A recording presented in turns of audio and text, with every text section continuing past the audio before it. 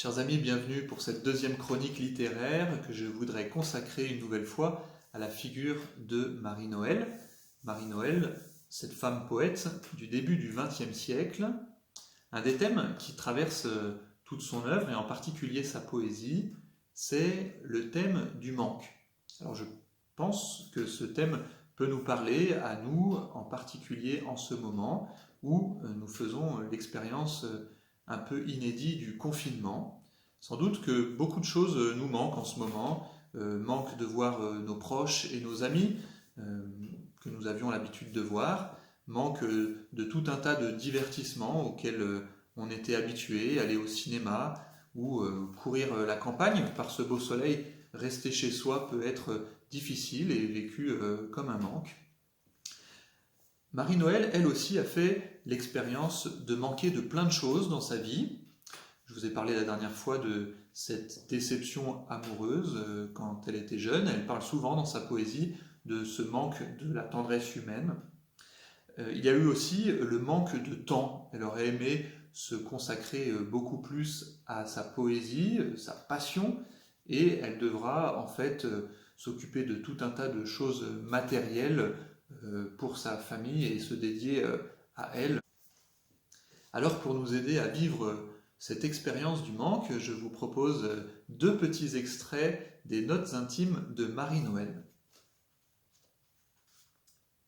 Ces incroyants, mes voisins, ils n'ont pas besoin de Dieu.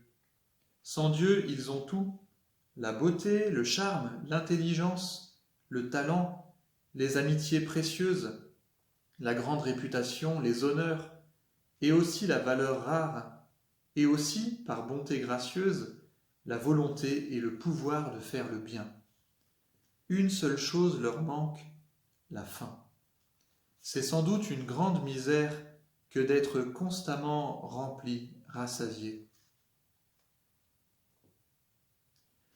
J'étais si petite et de goût si humble que je n'aurais jamais rêvé de paradis et de bonheur parfait si j'avais seulement pu m'installer tout doucement dans un coin tiède de la terre, dans une petite maison à moi, exposée au soleil de l'été et pleine l'hiver derrière les vitres de lueurs, de feu, de chère présence.